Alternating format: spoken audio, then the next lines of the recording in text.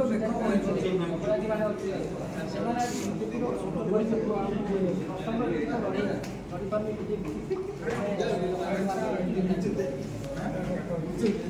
गोटे कथा अच्छी चालुणी कौची छुंची बिजु जनता दल सरकार समय कथा जब देखा ये सरकार समय ओडिशा रे अपराध एवं अपराधी संख्या बढ़ी सबुठारु सांघातिक कथा होचे जे एनसीआर भी रिपोर्ट कहूची ओडिशा महिला हिंसा रे सबुठारु गतिशील राज्य 27% अभिवृद्धि होती प्रतिदिन आम देखुचु नारी निर्यातना नारी ऊपर बलात्कार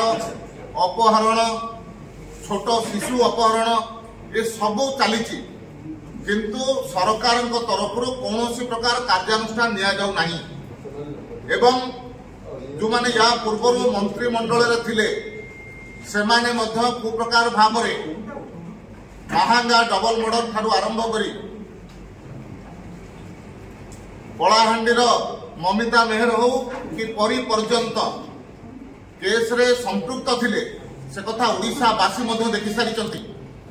13 नंबर मुदला हेला परे मध्य सरकारी चाप प्रयोग करिकरी जड़े मंत्री को एमाने सुरक्षा देवाई चेष्टा करथिले से कारणरू कोर्ट मध्य विभिन्न समय भर्सना करथिला ए सब कथा को बिजु जनता दल भूली जाउची बिजु जनता दल आज ओडिशावासी काल साजिची आज ओडिशावासी बिजु जनता दल सरकार रे संपूर्ण रूप से भीतत्रस्त अछंती एवं से कारणरू ओडिशावासी आज आक्रोश बिजु जनता दल प्रति बढ़ी एवं बिजु जनता दल से आक्रोश रे समाप्त होब भारतीय जनता पार्टी आशीर्वाद पाई आसंता निर्वाचन में ओडिशावासी सेवा करने निश्चय सुजोग पाई।